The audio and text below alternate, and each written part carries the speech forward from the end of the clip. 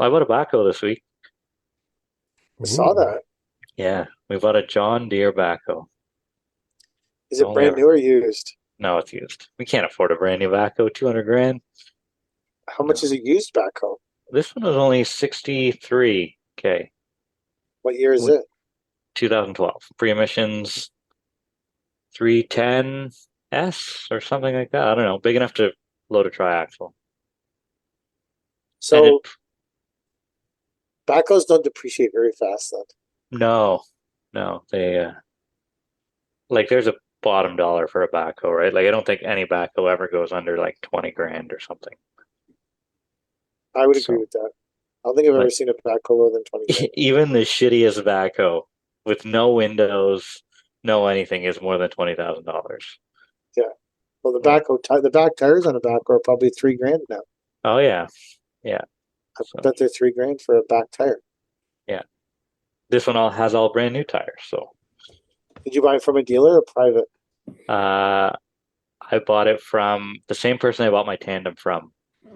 He's a he's a wizard when it comes to finding these things and flipping them and stuff. But he wouldn't sell me a piece of shit. So, and we've been very lucky with our tandem. It's been a good truck. So, it's, we're gonna give it a go. I think it's time to get out of that old case before it's only worth 20 grand.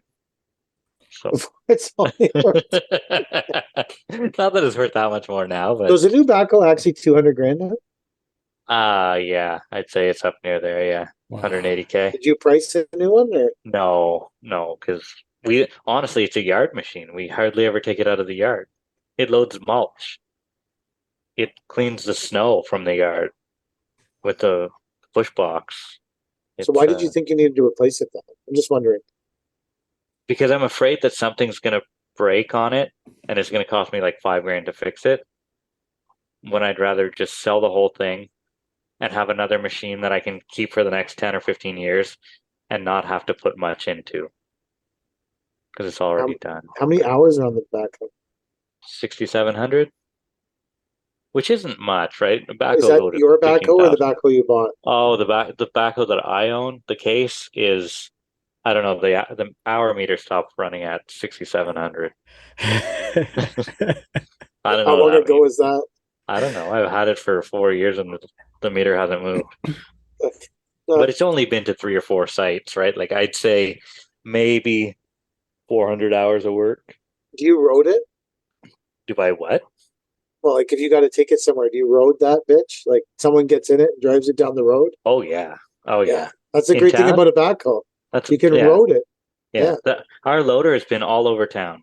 We've had it for 2 years, 3 years, or whatever. It goes everywhere. Are you floating that? Nope, we're riding it. Someone Road ride it. that backhoe out. You're gonna Yeah, road that bitch. Yeah. Nice. That's the way to go. that's the You way gotta to road go. it. I'm putting a Backhoes are the best to road because you get a good hop on. Like ah you get a good the bounce. the You're really deer steaming down the road and you got a the nice deer bounce. gallops. It just goes Yeah. back and forth, and And you're the first time you rode a backhoe all out in like is it yours have 5 or 4 gears? it's a 4 speed. 4 speed. When Yeah, you're all out in fourth and you got the hammer down and you got a good sway going, and that the hoe has like moved a bit, the shovel's moved a bit off the back, and you haven't lowered the bucket in the front enough, and you got it. Well, that's the ride, baby. that's the You got ride. to that's hanging on with all.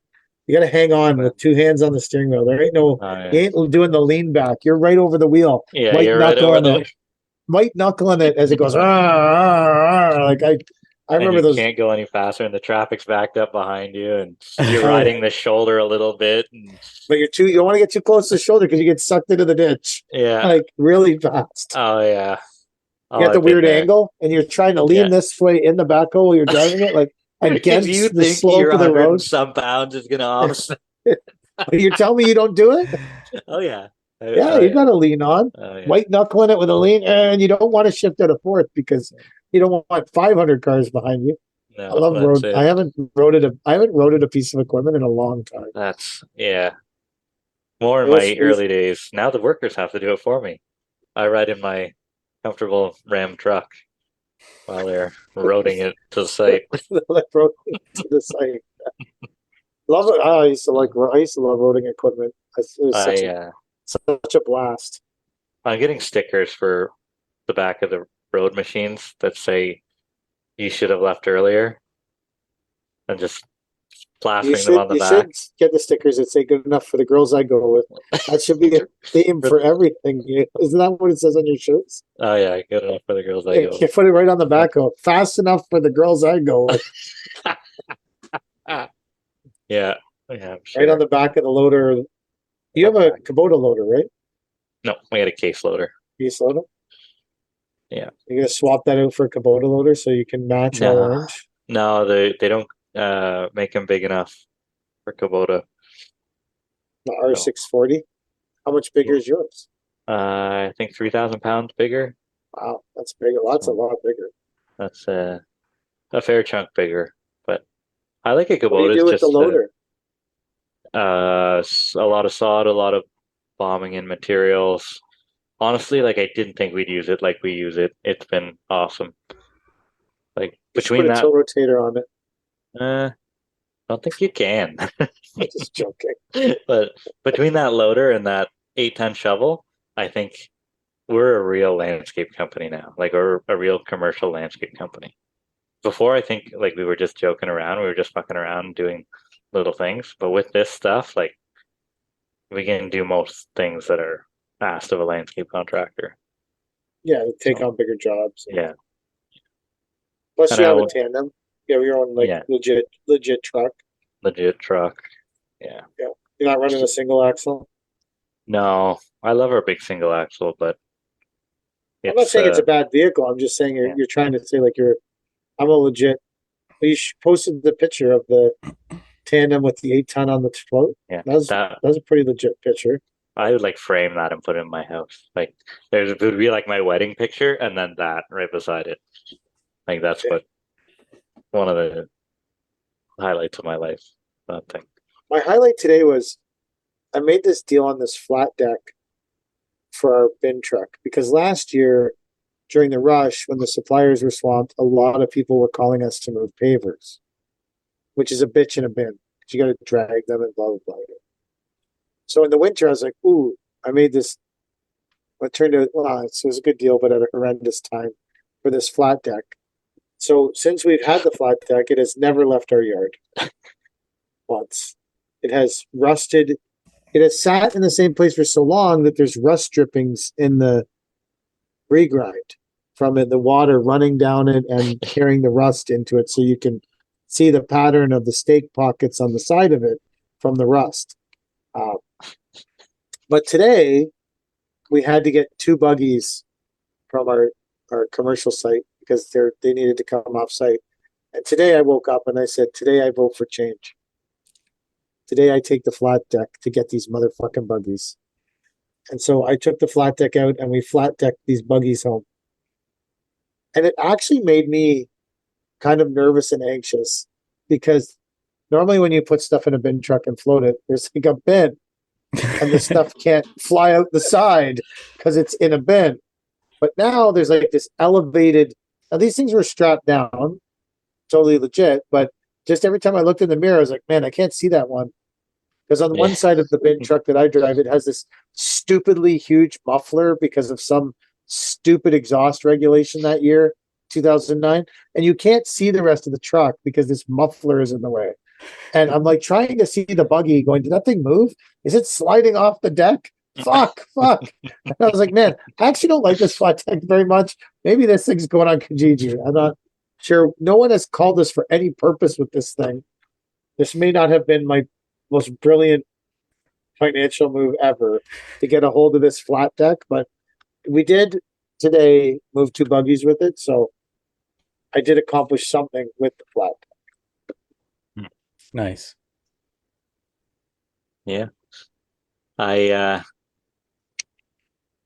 yeah, anytime I move anything, float anything, I'm always worried about it coming undone. Like it could be as tight as you could want it to be, and I'm always worried that something's coming off somewhere. Like, it's just a phobia of mine. I don't know if it's a rational thing or what, but like I'm just always worried. I've had one when I was a kid. I chained down a Mini X. I'm sure no one trained me, and I probably was only allowed to have one chain. So those are things. but I looked in the rearview mirror and it was that the shovel was hanging over fucking fender as I was bouncing down the road, and you could see it moving. And I was like, "Oh, that's not a good sign. I should probably do something about that." Fuck. Uh, One time, I had a chain bounce all the way to the back of a trailer, and at the last second, it hooked a ramp, and we dragged like 20 feet of chain behind us all the way to like Mississauga. Ooh. Another time, a ramp fell open on the 401 on the sod trailer. It was one of those like mesh ramps, and we just full sended that bitch. Sharpened the Sharpened ramp. the fucking ramp up. Full fucking send because you couldn't see. Yeah. Configuration of the truck was it was like a big stake pocket truck, so you couldn't really see the trailer. And people were honking and waving, and we were waving back. Hey, how you doing? Yeah, great, thumbs up, bitches. Yeah. Like, No. I think one time we came back. I came back from Mississauga, and when I left Mississauga, there were 3 wheelbarrows on the truck, and when I got to the yard, there was only 2. And I feel like someone had a disappointing day when a wheelbarrow flew off the truck. Yeah. We never lost a wheelbarrow. But We all used to get off at Westney Road and then turn on Westney Road to go north. Like that first company I worked for had like 50 guys. There was a lot of fucking trucks. There was like 8 crews, I think. Maybe there were 60 guys, 8 crews. And you get off at Westney and you turn left to go north on Westney. And every day there'd be dirt and sod and fucking shit from flying off the trucks. Because when you hung a left hard coming down the ramp, you get out and be like, oh, I guess Chris is back. That sod's all over the road down there at Westney. I remember one time I turned left there, and I had a load of pots, and the pots just went flying out of the trailer. And I was like, hammer down. I'll never be able to collect those pots. Like, no. they're just going to blow around. Wasted youth. A wasted youth. So, Mike, what was your plan with your rating thing? Oh, do you guys want to do another tier list? Yeah, I like the tier. I really that liked was it. fun. I feel like it got a good reaction. I feel like people cared about our opinion on Hardscape tools. Yeah, this one, you'll have to use your imagination a little bit for it. I just want to say for the third podcast in a row that it takes skill to run a shovel without a rototilt. And if you have a tilt rotator, it takes no skill. This is just the third podcast in a row I've said it. So I just want to try and bring it up every podcast. That's my opinion on the situation.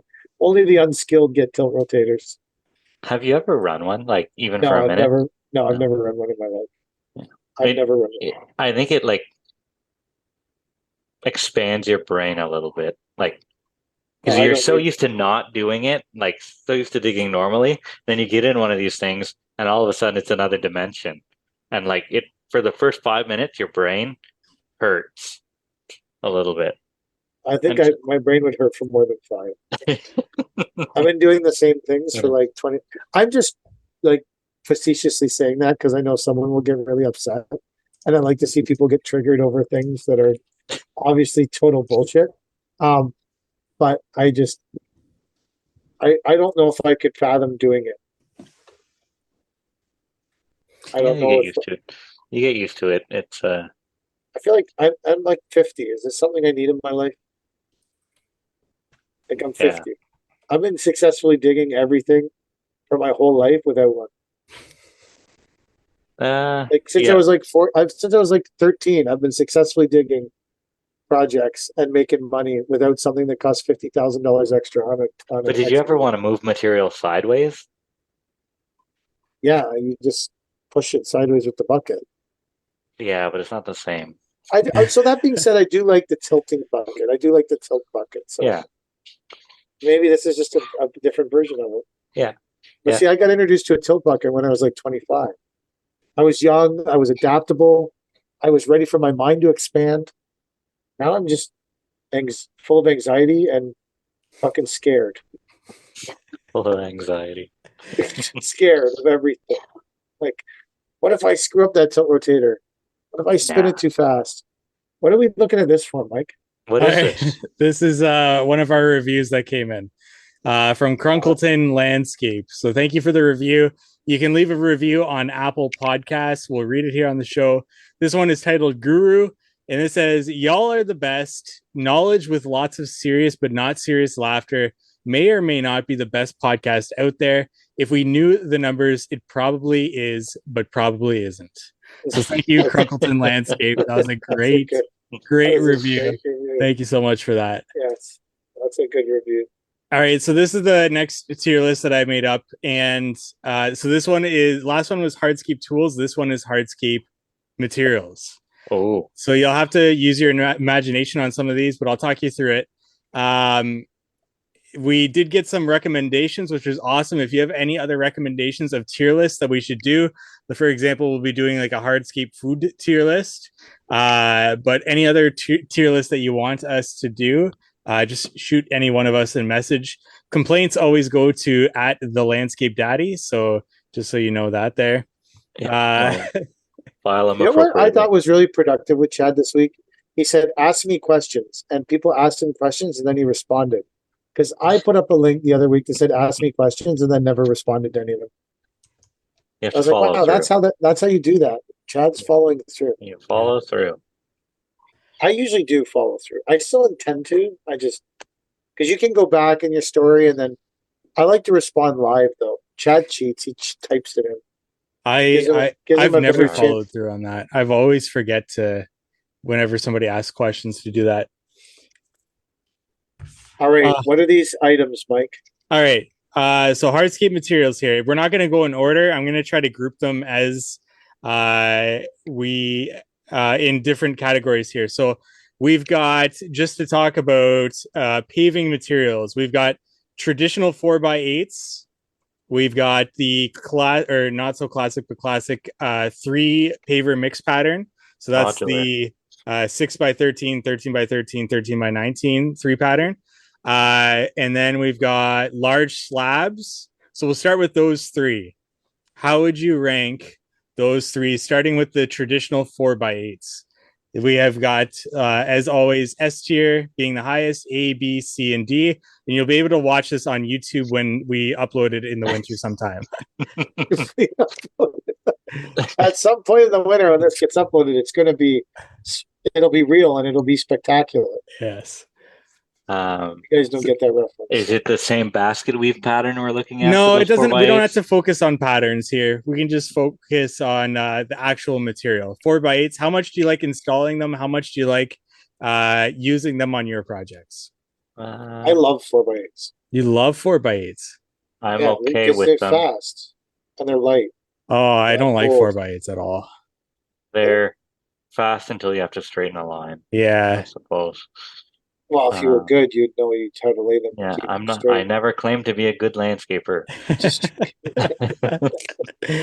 I am what just you do is a you landscaper. pull a line and then you follow that bitch. Yeah. I love 4x8s because they are light and there's infinite amounts of patterns and options. But if you two do not love 4x8s, then we'll have to go in the middle. I think it's middle of the line. I would say C tier personally. PK, what would you say? I love 4x8s. So you'd say S, like top? I'm probably an A on the 4x8s. Chad, so is this how much I love them or how much we use them? There's a difference. Well, how much you like to install them? How much you love to? I would install them on every job if people would let me. So then this is S tier for you then. Yeah, but you guys don't like them at all, so we need to bring them down. Well, we need to know what Chad says. We need to get the average here. B. I'd split her down the middle. Yeah. All right, I think B kind of splits the middle. They're okay. I'm fine with B. All right. Maybe a little better if you're doing a herringbone with them. The youth of today is... I get it. The youth of today doesn't agree with the old people. I understand. It's like H pattern and ISO. I know. I know my place in this world. All right. What about the 3? Sorry. This is an S because this is the basis of every hardscaping job basically in North America. I agree with S personally. Chad? Yeah, that's fine. 3-piece modular. Yeah. Easy. Just, yeah. Okay, what about large slabs? So I fucking hate large slabs. I think they're painful and excruciating and they never work properly and I don't like them. I avoid them like the plague. But are you saying that's D? just me. Oh, I would put them as a D, yeah. I don't ever use them on anything. But What do you guys think? I would put them in B.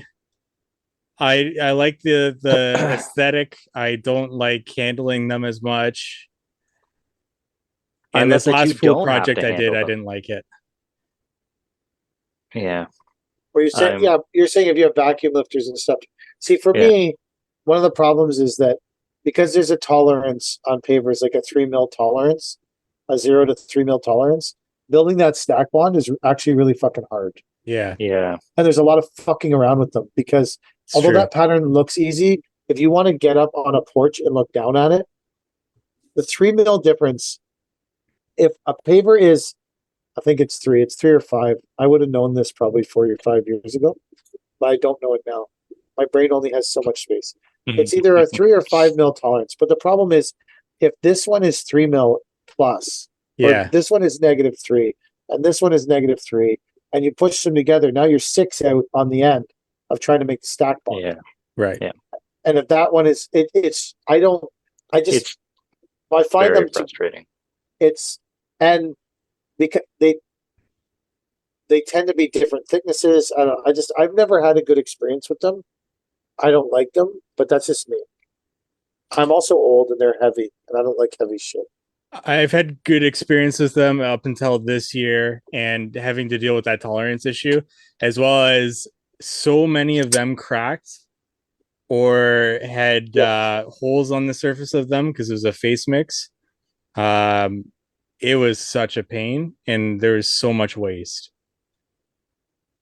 I've got So 3 pallets of waste sitting at my yard Maybe waiting these to be things are, buried. maybe these Yeah. things are a motherfucking C. I would put them in a B, but that's probably being a bit generous. I have them PK at would put D. them in a D, and Chad? Well, I guess it's C then. We're gonna Ooh, split them Why? both. What are you? Are But you a B or are you a I D? I would say B. I personally would rather sit in my excavator and run the vacuum lifter while one of my guys hand places those things. Like a couple weeks ago in Kingston, we did 10,000 square feet of this big slab stuff in a week, right? But being that it was a commercial job, and there's not nearly as much bitching about, say, the FLO that may or may not have been all over those Oh, pavers. yeah. That's the So cream that we're talking about. maybe that's the cream, washing the cream out. Yeah. So my question is, on that 10,000 square foot job, being that it was commercial, I agree you guys fucking crushed that job. I watched you do it on Instagram. You guys were fucking crushing it.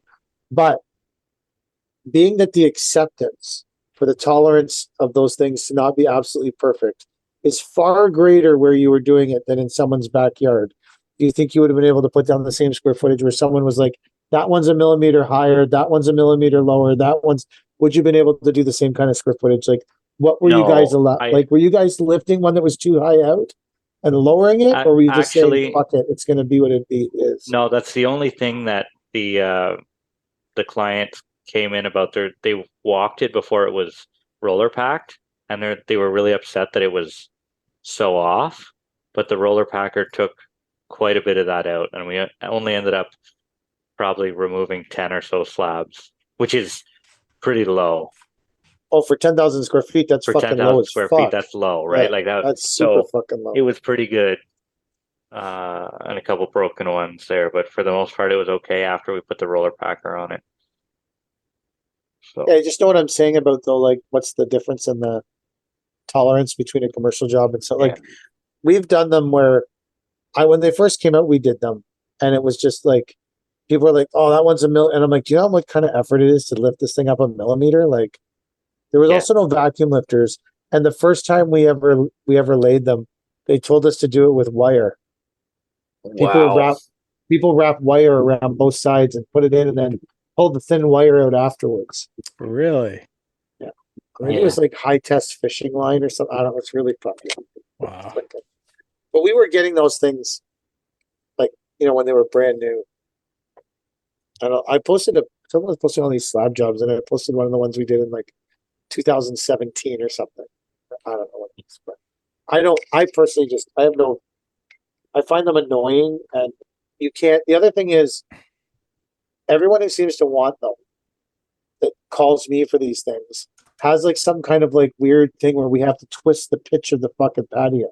Yeah. I'm trying to it's a explain to flat patio people that you get. that if it's not a flat 2%, 1%, whatever you want to do, sheet drain to one direction, you can't use these fucking slabs. You can't Yeah. twist the patio in the middle or meet some grade, or they don't do those kind of things. Yeah. That part of them I don't love either. Yeah. Okay. Maybe I've made a case for C. Yeah. I just threw these in here. Those little cobbles. Could be Antica, Old World cobble. I don't know any other names from them, but those little. I like little cobbly pavers. I do I think too. they're. I- I think I have them at my place. They're okay. I They take a think lot of sand. they take a lot of sand, and sand it obviously is the weak point of any job, it seems. So we're having some breakdown. what makes you say that? Oh, my very limited experience in the business. So I'll tell you, I got to tell you about this. So you're saying you have some cobbly pavers that Yeah. are having a breakdown right now in Yeah. the sand? Yeah. I'm telling you, you got to log on. You got to see this tool for that exact situation. Mm, Basically, it's like a vacuum with a nail on it. And tell me more. you gotta check it out. It's tool pave. You gotta fucking check it out. It's Does it fucking use amazing. water? Because I don't want any water on my property. Not the don't you dare come at me with water. There's no water. It's No way. completely waterless. Yeah. Unbelievable. So I'm Unbelievable. shocked that Mike didn't know that this conversation was going to head down this road when he pitched it. List. We went over on my bet on this one. Way over. I was I think expecting those it in that first minute for sure. think those things are a B. These are a B. I would say B. I was gonna say That's a We D used to for do me. some Like, we used to do some a sick D. like inlays with them. Oh, I guess it's a C. yeah, then. me too. I used to do some okay stuff with them, but I think they're great for splitting a difference, right? Like, say you have like you want to use them as a banding or whatever, you could be like a 1/4 inch off or a 1/2 inch off on one side and the other side, and it'll sort of camouflage it if you're That's doing like true. a pull surround or something like that. Mm. Like, we've used that to camouflage some weird spots and stuff, but or maybe we were just lazy and we weren't good at fucking measuring or something and we measured wrong, so slam that stuff in. But All right. That gets a C then, I guess. Next one here, square cut flagstone or square cut natural stone. C. so C. we don't use it, so I was gonna put this at least B. So C. Chad, you don't use it at all? I don't use it. I think we've installed Banastone once Yeah. and that was it. So that gets So the only reason I say that this is a C is because it's just such a painful. People have such unreal expectations of it as a product. People think it's going to be like a manufactured product, and then it's just some slight color variation. yeah, you Like, gotta that be one's a very different color, and this one's this, and that one doesn't have the same pattern. And I'm like, it's Well- fucking from a quarry. Well, they have like a slate texture on the top, right? So like you can catch your toe. Like, it's not always some of them. Yeah. uniform, right? Is So, that I feel like that would be a thing, but not having used it, I guess I can't really say. All right. So natural stone gets a C. Porcelain tile. D. D? I've never used this shit ever. Me neither. So I I have can't no say. plan on using it. I don't really have an opinion on it. I It love could the be an idea A. of it. The idea of it, I would put it up here in like an A. Is it I like wet the laid fact or is it it's- on HPB or does it matter? Doesn't matter. It just depends on. Well, not. I don't think any of us have installed it. So I like the fact that it's light. That Yeah. I can get behind. Maybe it is a B. But what if you had to cut it? Apparently it's really hard to cut. It that's is true shit to too. cut. Super shit to cut. I priced a job with it on a rooftop on pedestals, and I called a bunch of people, and I did some background, and the install rate of this stuff and what you can charge for it. I didn't get the job, but there's a whole story behind that. But this stuff is a good moneymaker on pedestals on a roof. Mm. As far as I could, now I never did it, but from the calculations, by knowing my numbers, Nice. I don't know. I think it's probably I think natural stone should be a B. I think so too. I would put it as a B. Yeah. I don't think it's a C product. It's a B product. Okay, so we'll put that in a B. What about porcelain? I like I haven't installed it, but I want to. The idea of it to me is an A. Until I Yeah. install it, it would be like B or C. I Yeah, think it sure. should be a B because it's B? light. Okay. I love light shit, man. Yeah. All right. What else do we have here? Okay. Wet cast products. Just Oh, D. fuck. D. Absolute D. fucking D. I D give it for a D. dog If shit. anyone is listening to this podcast and you buy a wet cast product, you are a fucking idiot after you hear this from us talking about it. Oh, Has yeah. anyone here had a great experience with wet cast products? Never. Never. Never. We've been told to put shingles in them to even out the spacing. We've been spent days on a grinder trying to grind walls out. Like, We had these wet cast slabs once when all this shit first hit the market. And we're taking them out of they came in a box, like in a wood box, not on a skid, standing up. And they were like fucking covered in effluent. So I called the rep and I said, yo, these things are covered in effluent. He's like, yeah, I know. It's because when they're sitting in the box, the water always runs the same way down them and causes the effluent. And I said to him, bro, what? Like, water doesn't change direction because it's a patio. Like, when you lay a patio, the water was always going to run the same way over the same place because that's the way the water drains. It always follows the easiest route. Rain doesn't fall on Tuesday and say, this is a choose your own adventure. I'm going to take path fucking B. choose your own And adventure. then it fucking falls on a Wednesday and goes, oh, path A is more exciting. There's a dinosaur on path B, and the water goes the other way. What are you fucking talking about? When you lay this patio, the water is going to go on the easiest route every single time, over and over again, the same way. And what you're telling me is the problem with that is that there's going to be effluent because of it. And he's like, yes. And I'm like, I'm never touching this fucking product again. And I hung up. Because I'm like, this is stupid. It can't even go. Anyways, I fucking hate wet. If you buy wet cast products after listening to this podcast, you don't deserve a choose your own adventure. We've all unanimously agreed on the S tier and the D tier for this. So Yeah. I don't think there's any argument against that. How about face mix products? I think they're S. They're great products. They last forever. And I've never had someone call me and say their face mix was peeling or something from all manufacturers. I would put it in A because this last project I had like little pits on the surface on a bunch of the product, which worries me about the future of it. Well, Before that project, your discretionary warranty. Yeah. So I would say A. Sure, A. Yeah, Chad? A is fine. Yeah, I don't use them, right? Like, okay. Not often anyway. Like, we deal with Block Deco and someone else. Yeah, and so all their HD products are face mix. Yeah, I am. Yeah, sure. All right, we'll say A. Plastic edge restraint. D. C. B, C. No, not a B. Who the fuck said Not B? a B. Oh, I thought, what did you say, Chad? D. Dog shit. D. I would say C because I'll use it on synthetic based projects, and I like the idea of the little screw fastener. That's when I would use it too. Yeah. So C, I guess. Two of us said C. Sure. What about aluminum edge restraint with the triangular wedges? I don't know. Is there any videos about the strength of it? This product in particular, aluminum edging with big triangular wedges, if there was a video out there that could show me how strong it was, I might be more behind it. But because there's just the manufacturer of this product or the reseller of this product, there's no product support. There's no videos talking about strength.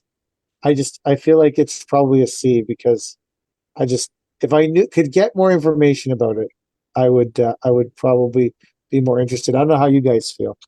I think it would be cool if they lined it up against concrete edge restraint and tested it. You know, That's one an against the idea. other. Do you know I how just it don't know functions? what they would use to pull on it with. I have no idea. Probably a rope. I'd say Rope a might rope. break. Rope If there might was a break though. rope test, if they could A high tensile fishing line, perhaps, or high uh, tensile fishing. What about I don't know. aircraft cable?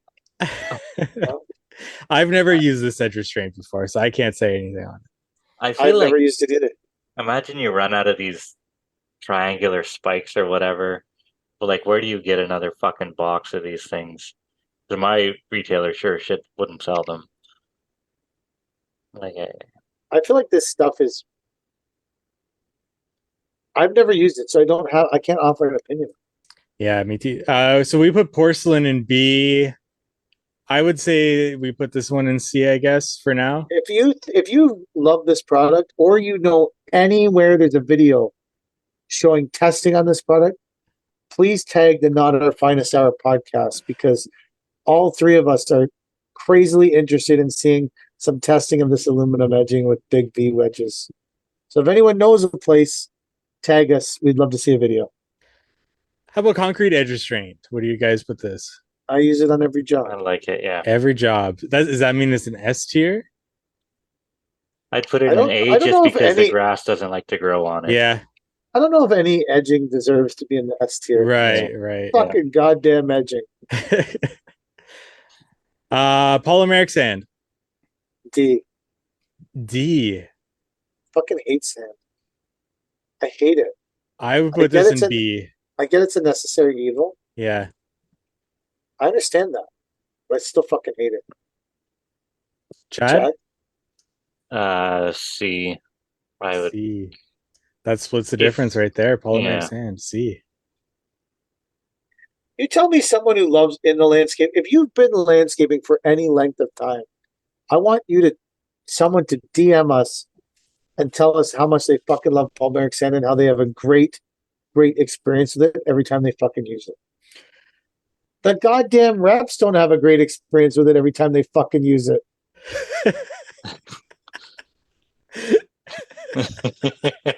If there was a polymeric sand company that came out with a campaign, hey, this works like most of the time, I would buy the fuck out of that sand, because I'd be like, at least these people are being real about this fucking shit. It works most of the time. It works 70% of the time, every time. most of the time. If you're not near running water or under a tree, or a fucking roof doesn't exit on, like, whatever, you can list off the 100 things. It's in the shade too much. It's in the sun too much. I like installing polymeric sand more than this product. So this is that semi-permeable resin-based jointing compound, whatever you would want to call it. I hate installing this, but I like the end product. I just don't like installing this, but what I do like is knocking on the fake wood desk. No one has called me to bitch about this motherfucker yet. Agreed. So where does this go? I don't What think any. scares me about this stuff is the pail, I think, says 5-year warranty, and the poly bag says what, 15-year warranty? 15, yeah. And you're lucky if you get fucking 3 years out of a poly bag. So at a third of the warranty timeline on the resin stuff, how long do you think before that shit breaks down?